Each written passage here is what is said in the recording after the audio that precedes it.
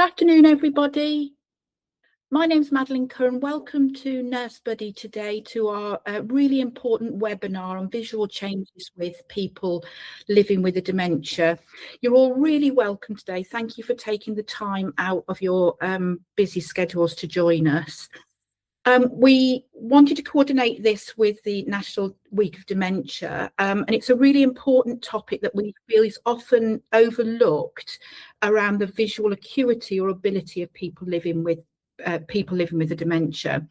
For us, it's really important and really pertinent in domiciliary care, particularly, especially when you leave your clients in the environment where they may not see anybody till the next visit or maybe even the next day.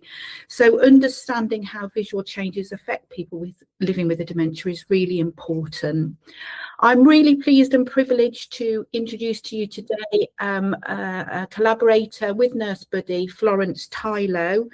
Hi, Florence. Florence is the founder of Dementia Partnership Care, and Florence herself is a dementia engagement specialist, and that's born out of a background in psychology, cognitive neuroscience and research, and more importantly, a carer herself. Florence's focus is on helping caregivers to better understand how people living with the dementia experience the world, and by adapting their care and reducing the psychological symptoms of distress in people living with the dementia. As I said at the beginning, my name's Madeleine Curran. Some of you may know me as your customer success manager for your company within Nursebuddy, but I'm also a registered nurse, a registered practitioner of 38 years, and coincidentally, my clinical and leadership expertise is dementia in acute hospitals, community hospitals, and also in the community where people are being looked after in their own homes. So I'm going to just talk a little bit about housekeeping. We've only got half an hour, but we want to try and encourage, if we can, audience participation. So if you have any questions, pop your hands up, or you can use the chat function to write a question, and we'll try and get to those. Any that we don't, we'll be able to answer after the webinar.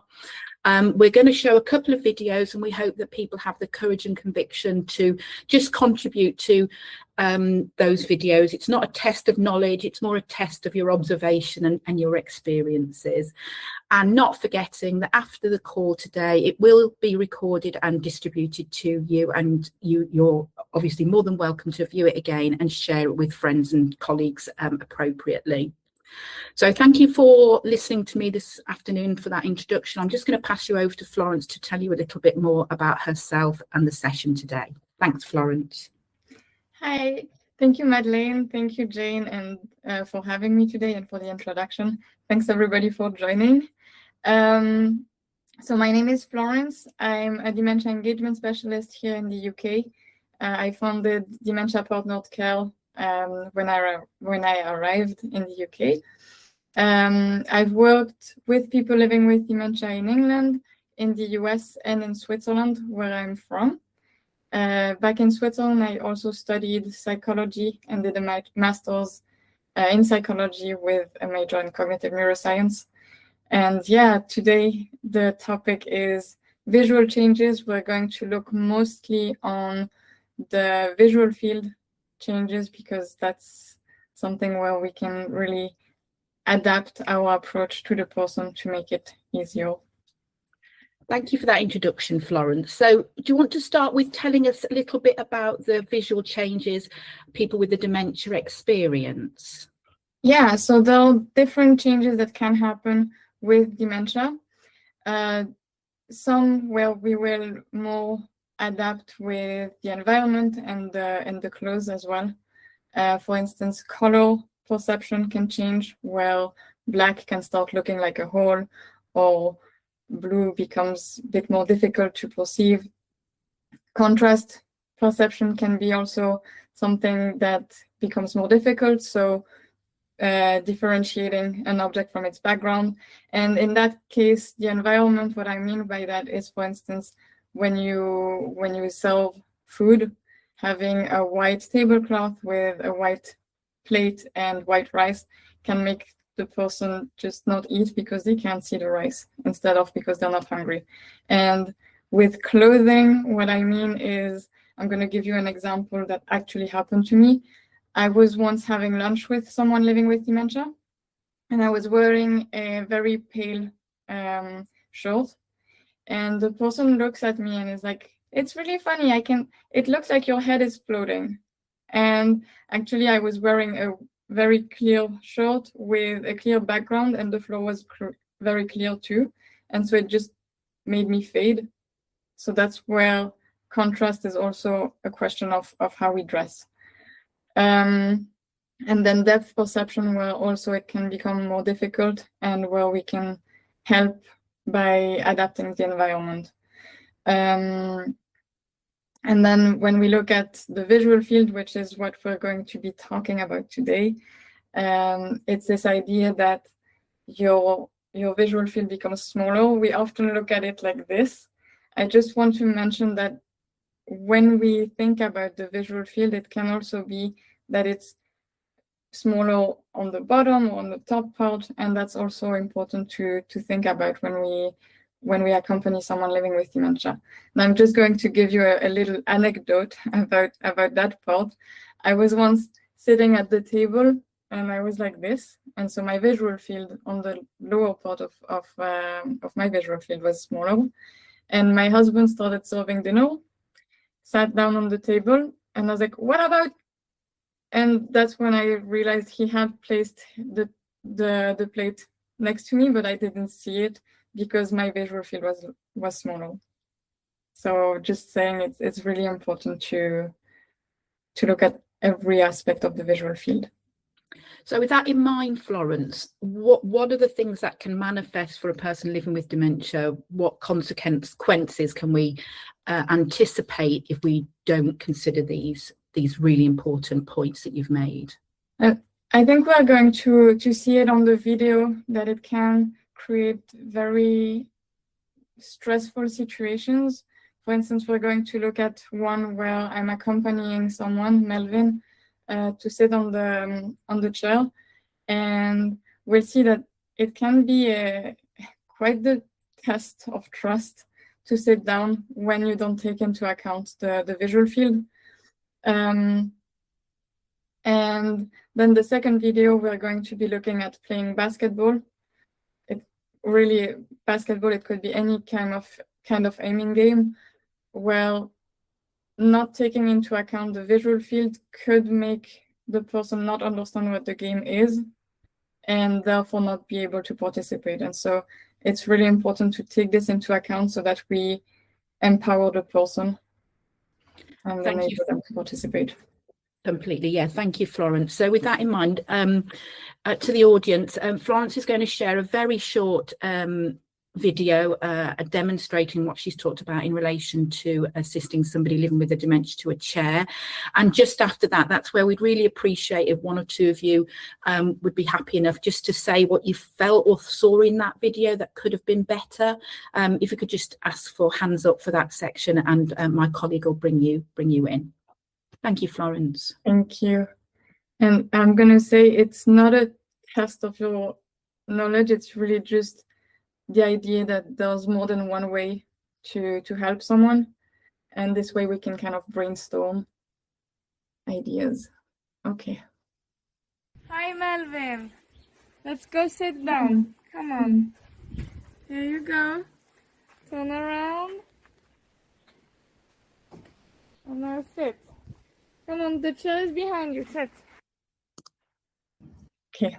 So it's a really short snapshot of Florence assisting someone living with a dementia to a chair. Would anyone volunteer what they thought could have been done differently or better, or talk from their experience within the audience? Please pop your hand up. And they're pretending to have dementia. Just forgot to mention that. Anybody got any ideas of what could have been done better? No? Oh, there's a hand coming up. Let me come to, is it Leanne? Leanne, my colleague will let you in. just you might have to press accept and just toggle your microphone on, please. Thanks, Leanne. Can you hear us, Leanne?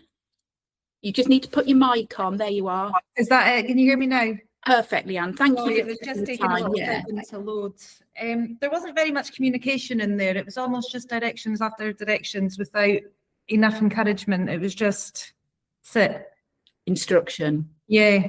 Yeah. No reach out for the handle or try and escort yourself into a little bit better position or nothing. It was just, okay, turn around, sit. Yeah. Sit where? Perfect. Yeah, perfect. That's brilliant, Leanne. Thank you for that. Is there anybody else? Or here we, oh no, somebody wanting to come in. Anybody else want any other contribution? Anything else they observed? Anything you do differently? I guess from my perspective, building on what Leanne said, I don't feel there was enough communication in simple language to help Melvin make the choice and the decision himself. There was also maybe an anticipation that he needed to be escorted to the chair, where he probably could have walked to it himself, and maybe we could have given him a better view of the chair itself, so that he knew the object matched the direction and of instruction. Yeah, exactly. Thank so you. there would have been the option of just standing by the chair and saying, let's come sit here, and this way he could just sit on his own and be fine. No, that's really good ways of responding. I'm going to give the second video. Well, it's one of the solutions I've used in the past, and we'll see what the differences are. Hi, Melvin. Hi. Yeah. See the chair right there? Let's go sit down, okay? Here, you can put your hand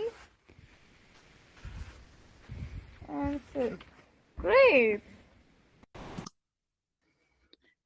So again, a little video showing some definite improvements in how that manoeuvre and interaction took place. Anyone in the audience recognise the differences there?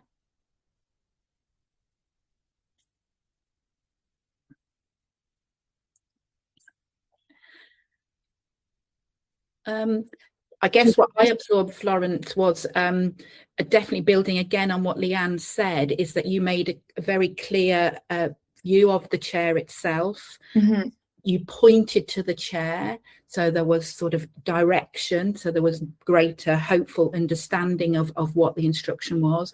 And what I noticed particularly is how you took the gentleman's hand to support them and point to the chair with a very clear view within the sort of potential reduced field of vision. So that's what I noticed. Yeah. Thank you.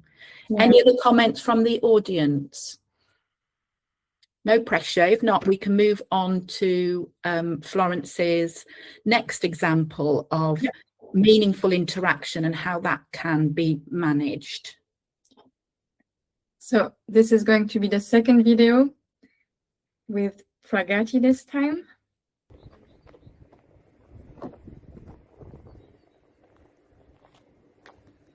Hey Pragati. Hi. Let's play basketball together. There you go. Now aim for the basket. Come on, you can do it. No? Okay, let's do something else. Come on. So again, Well, thank you, Florence. Yes, so I was just going to invite the audience to express or share their observation of that particular video of trying to engage a person living with a dementia in meaningful interaction. Yeah. Hi, I think there's somebody there in the audience.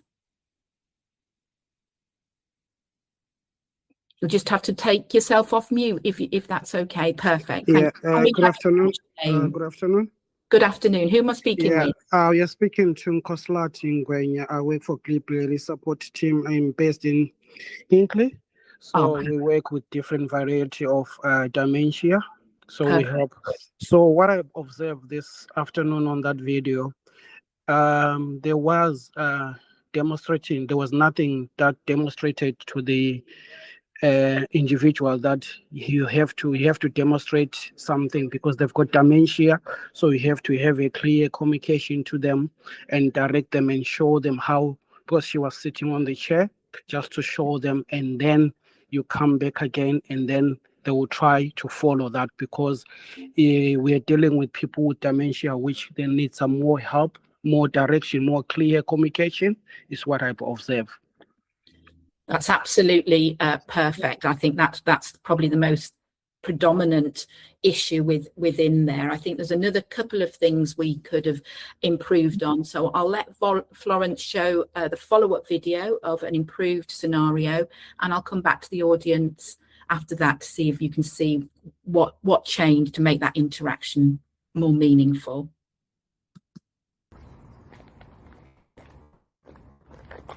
Hi, Pragati. Hi. Let's play basketball. Look. Going to play basketball. Try. There you go. You bring it closer. Yeah, good. Awesome. Thank you. Hi. I'm gonna stop sharing. Thank you, Florence. So anyone in the audience who'd like to comment on what they felt was improved, or again, any examples that you've got that make those types of interactions much more meaningful and less stressful for a person living with dementia?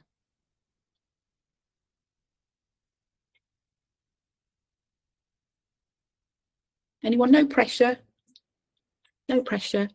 So I guess for me, Florence, building on what our previous contributor said, was there was no instruction in your first video. There was no demonstration. There was no visual cues for the person living with the dementia to understand what you were actually asking them to participate in. So I really felt that that was much better in the second example.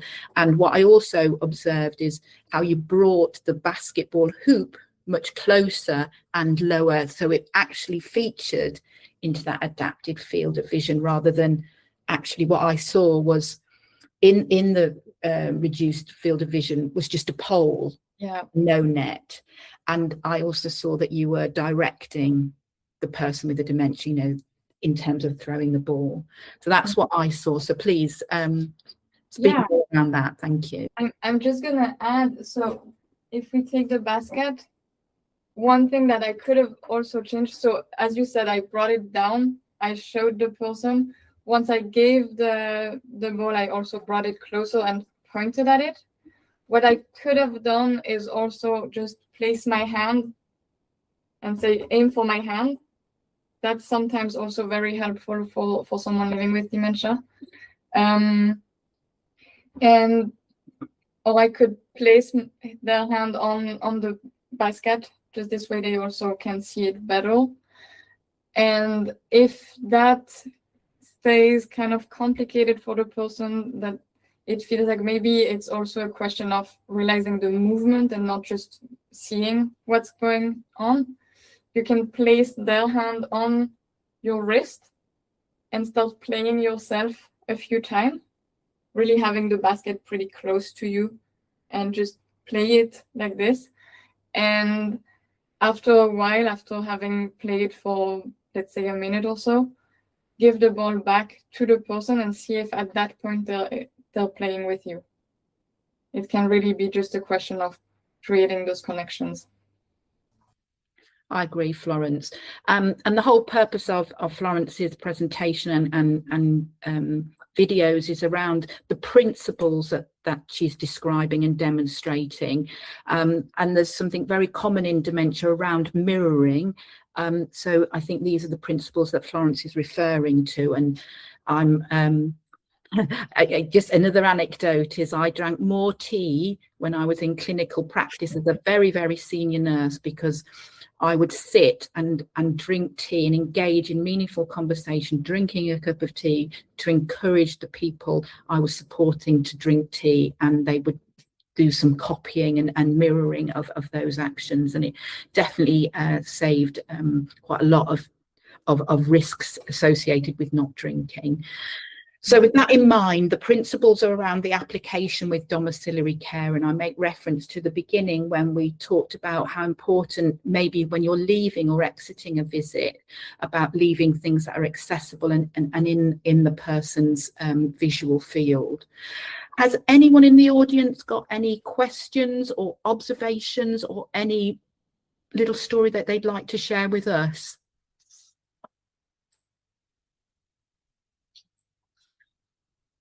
Just raise your hand, or you can put a question in the chat box.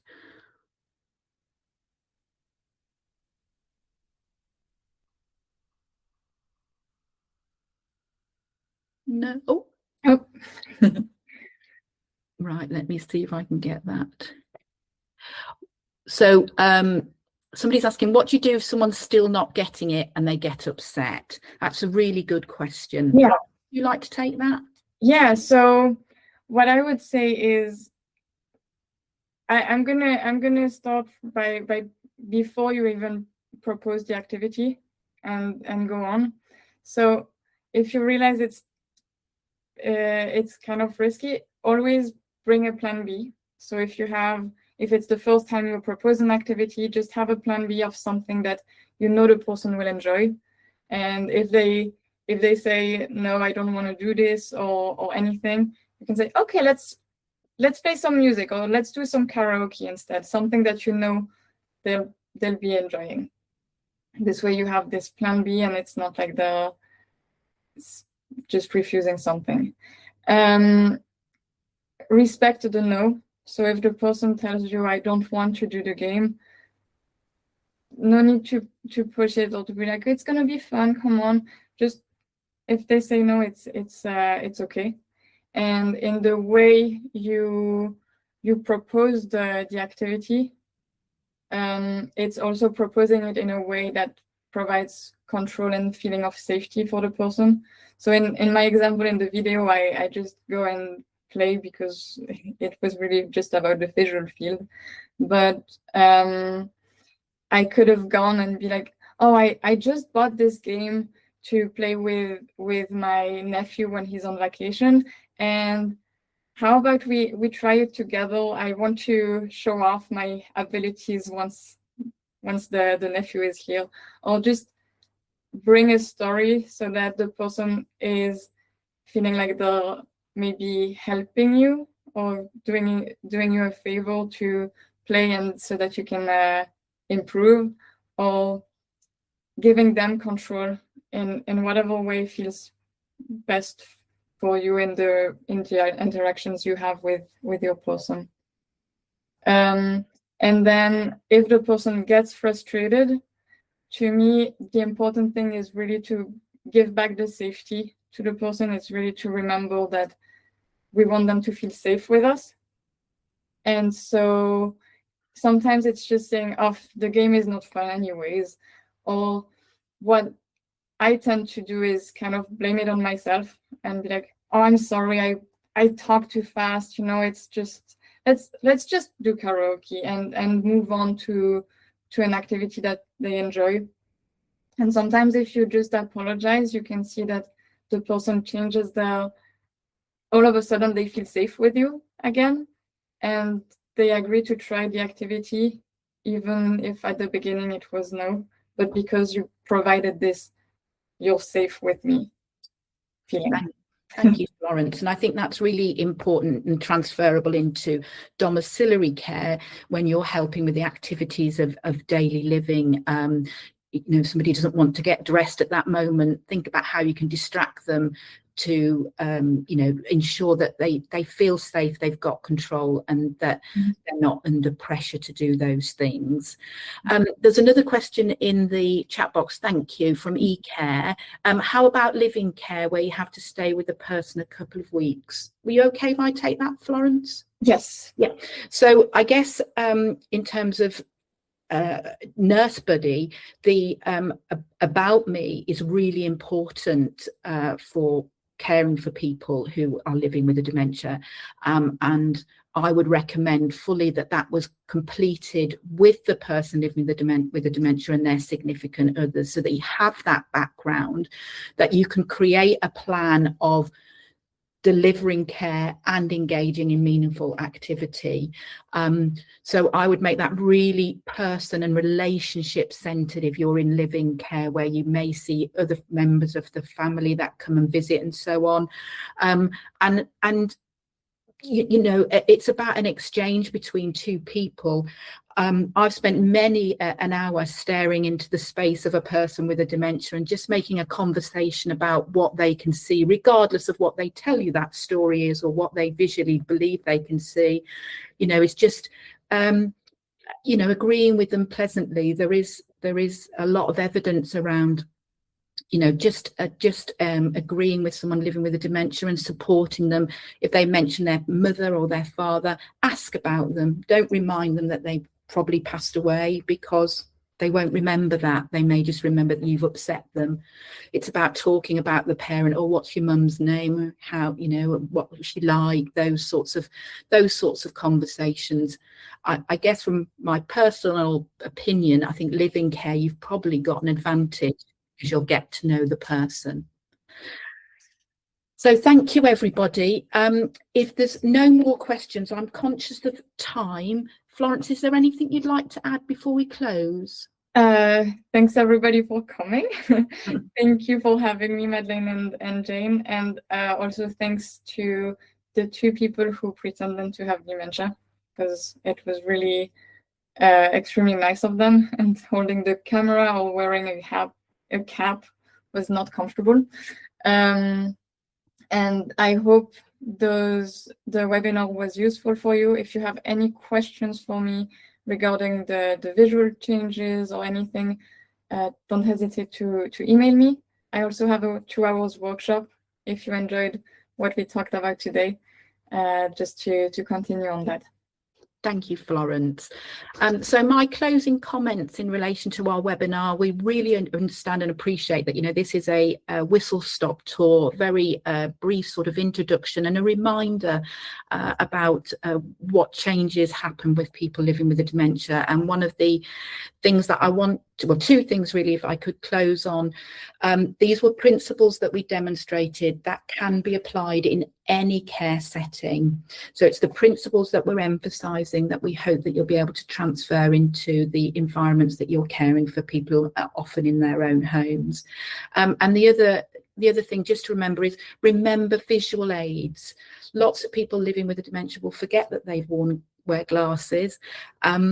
So, you know, remember that they may use glasses, they may need a magnifying glass. So make sure that you have that in mind when you're caring for people living with dementia. The same applies for any other sensor like hearing aids, etc.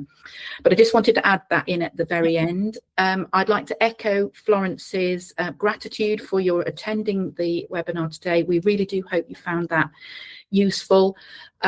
Look out for the recording. That will be with you very shortly. My colleague will arrange that and send it out and distribute it, and please feel free to share it with colleagues. Thank you all. Enjoy the rest of your afternoon. Take care. Bye-bye. Take care, everybody. Bye.